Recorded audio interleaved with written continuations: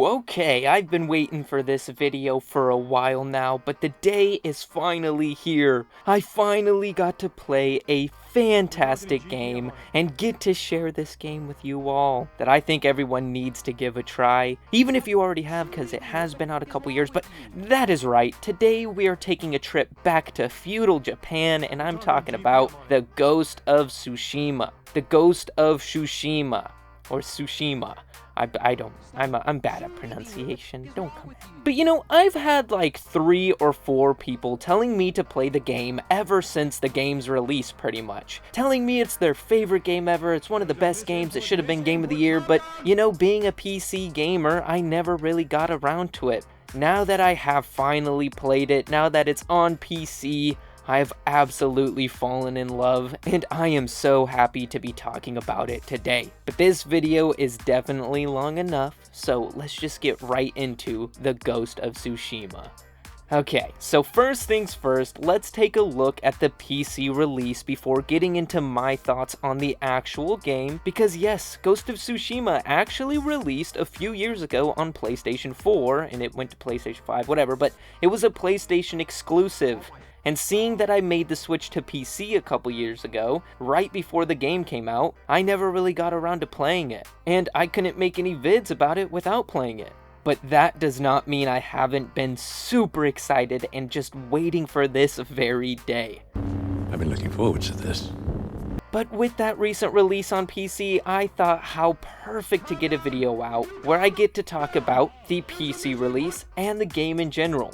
But before getting to my actual thoughts on the game and the gameplay and story and everything, I think it would be best to take a look at how the PC port came out, especially looking at some of Sony's previous PC ports. So the way I'm going to be doing things is like a good and bad for the PC edition, and then I'm just going to go through Ghost of Tsushima like any other game review.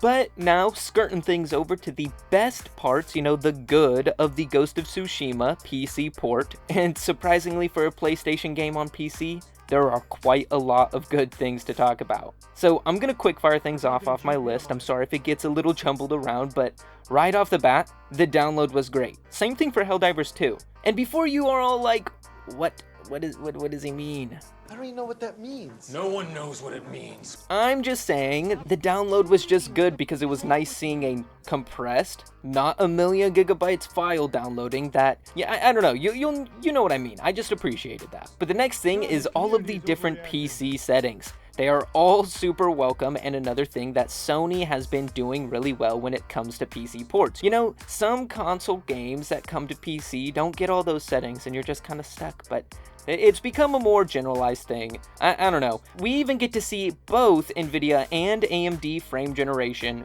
That sounded wrong in my head. Ugh. Boosting those frames up for people that have the required GPUs. Then, after getting to tweak the settings to your preference, I mean 1440p over 100 frames, Ghost of Tsushima has never looked this good. And speaking of 100 frames, the performance was actually like way better than what I was expecting, at least for me anyways. On my 4060 Ti, I am running things on high, a couple of medium settings, but mostly high on 1440p with a stable, locked 100 frames. There haven't been like any stutters, maybe in places with a lot going on, but I've also only gotten one crash to desktop as well. I do Alt-Tab a lot, which sometimes breaks other games, so I don't know who is to blame on that one, but the performance was just awesome. And the next thing I can appreciate was we don't only get Ghost of Tsushima, but we also get all the DLC, we get the Legends Online mode, which, yes, I know, that will come back up in a sec, I know that has a lot of drama around it, but we'll get back to that. And the last great thing, well, not the last good thing, but the last on the list was the controls. I am a total keyboard and mouse player, and Ghost has some pretty great controls. The only complaint being bow and arrow controls being the control, there are a couple of weird keys, but with that, there is full DualSense support. You know how to go with those haptics using my PS5 remote? And yes, I don't have a PS5, don't ask why didn't you play the game. I just have a PS5 remote, so chill out. But all in all, for a PlayStation port, like looking at The Last of Us, and then comparing it to Ghost of Tsushima, Ghost was on the good side of things. Dare I say, the great side of things. Well, Okay, there is an issue we see with the game, and possibly the only negative thing about the PC port, but it is a big thing, which we will finally get to now. You probably already know. So with the bad, you can probably guess where this is going and what this big bad thing is. So if you've been online at all within the past couple of weeks or months, you have probably seen all the drama going on with Helldivers 2, Sony requiring a PSN account to play, and all of that, players review bombing negatively. You probably saw all of that, and you probably knew that all of this review bombing went to the point that Sony reversed the decision, bringing all those players back, bringing the reviews back up. But then, only a month later, Sony decided to do the same thing with Ghost of Tsushima's Legends mode, as if they didn't learn their lesson with Helldivers 2. But that is the end of the PC part of this video. You know, I just wanted to go over how the PC port side of things were looking, and you know, there's a whole other side of this video, and I don't need to harp, so I think I'm gonna end the PC port side of things here and move on to the meat. You know, what I actually think of Ghost of Tsushima and its wonderful story. Before that though, really quick, if you enjoyed this video, why not slap it with a like and subscribe now to stay up to date. Moving on though. So now, getting to the actual game, I want to get right into it, starting with the gameplay and how things feel. And first thing I gotta say is, wow. Like as I said, I've played a couple times here and there, helping my mom defeat a couple of people, but actually playing myself for a couple of hours, I never noticed how absolutely smooth and wonderful the combat really is. Sure, you will miss swings sometimes, but unlike other games such as Assassin's Creed, you don't have to lock on. You smoothly move from enemy to enemy. All the little animations and physics, it all just looks and feels so good. It's like a beginner's Souls game, to be honest. Then there are things like the standoffs, a system that makes you feel just as BA as a real samurai. Well, maybe not, but the gameplay just has a bunch of cool aspects to it, like the objective tracking, or whatever you want to call it. Instead of constantly having a compass, a minimap, or a waypoint on the screen, you just follow the wind. Yeah, that's right, trust your instincts and what the wind has to tell you, and that is just one of those immersive additions that I didn't expect to enjoy so much. Like, I knew about it, I was like, that's a cool feature, but actually playing and experiencing it, you feel cool. It feels cool. If someone were to look and not know what the game is, they're like, how do you know where you're going? I'm following the wind. That's dope. And then on the topic of things I didn't expect to enjoy so much, another thing was the filter, effects, and dialogue options. Things like the Japanese audio or black and white old cinema filter. Like, I now play with Japanese dialogue and English subtitles, and I love it and it just feels right, even though the mouths aren't synced up some of the time. But getting to the last gameplay aspect I really enjoyed, and that is all the different customizations and equiptables. I think the artists and designers made some pretty awesome armors and blades. I think some of the armor sets in the game are my favorite designed in any game in a long while. I love all the different swords and blades and tantos, and I love being able to mix and match everything, like having samurai armor, but a straw hat and an awesome mask. I don't know, there's just a bunch of customization, and you can make your samurai look awesome, you can make Jin look awesome, and I'm in love with this game. It's hard for me to stay on topic because I just keep rambling. But then again, I do just love the samurai style in general. I love old Japan. I don't know. So that part might be a little biased.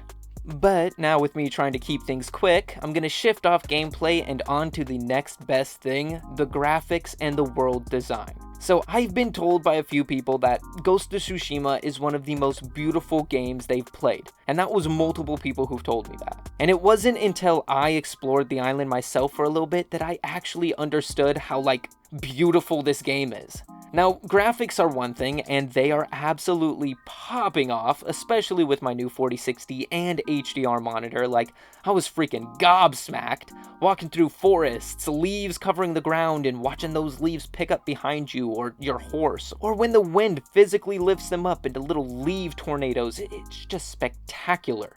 But then all the beautiful and absolutely beautifully detailed locations and environments. I literally told my fiance that we have to visit Japan after playing this game. And yes, I know it probably looks a little different now, but this game just makes me want to go to the island of Tsushima and see how beautiful it is for myself. This game just looks so good. even to the point of time and weather, it changes everything. You can walk through the woods with a cloudy sunrise, causing everything to be a deep green, and you see the light rays shining a bright white light through the branches. Or you walk through a field, a clear sunrise, bringing a bright orange and pink hue to the whole entire sky. Like, graphics aside, I didn't know just how beautiful some of the locations, environments, and weather were. But I could talk about how great the game looks, I could talk about how great the game feels all day, so I think I might as well just move on to yet another great thing we get with Ghost of Tsushima, and that is the fantastic story. So yes, I know this video is stretching on longer than the usual, so I will just go over this masterpiece briefly. You take on the role of Jin of the Sakai family, set back in feudal Japan. During the Mongol invasion of the small island of Tsushima, your uncle is taken and you make it your mission to save him and stop Khan. You meet people from your past, new people, and enemies on your journey as you fight through the internal conflict of saving people while still sticking to your samurai code. And the story was just one of the reasons I wanted to play the game in the first place. I had so many people telling me that the story was fantastic, hyping it up extremely, and let me just say, I was not disappointed. I was on the edge of my seat, even during small side missions. The writers really just gave us a movie-worthy story, going perfectly with the world, making an overall cinematic experience. And even though Ghost has been out for a few years now, and I bet a bunch of you already know the story, for the PC players who haven't experienced the story yet, I don't want to spoil anymore, and now I'm going to move on to my final thoughts on Ghost of Tsushima. Got a lisp right now for some reason. Got that Okay, I have a whole lot to say about the Ghost of Tsushima. Like, if I were able to say everything that I'm thinking about the game, this video would probably be around 2 to 3 hours long because Ghost is actually a masterpiece. All of the different immersive mechanics, the beautiful locations, unique and smooth combat system, the drinkable looking water, like, I can't get over how great this game is. And I am so glad that it finally came to PC. Imagine if it didn't, I'd still be in the dark. And yeah, I know the PC edition was hit with some drama on its release with the PSN account linking and everything like that, but come on. Let's look at the bigger picture here. It's Ghost of Tsushima, and it's finally on PC, and a larger range of players get to experience this, well, what I would call an absolute masterpiece. All in all though, I said it, the game's great, the game's beautiful, but I think this video's gone on as long as it needs to, so I'm gonna wrap everything up there. But I do want to hear all of your thoughts on the Ghost of Tsushima, its PC release, and this video in the comments now. And if you enjoyed this video and you want to see more like it, slap that like, and why not hit that little red button as well. If you want to support more videos like this, plus get your name at the end of future videos, and get videos up to 6 hours, I don't know, more, get videos early. You can get videos early, so check out a membership to the channel now by pressing that little join button below. And lastly, if you heard any music that you enjoyed, check out Billy the Whip on any music platform now to bob your head to some more of my own home-cooked jams. And with us here, I thank you all for the viewership and all the support, and I hope you all have an amazing day.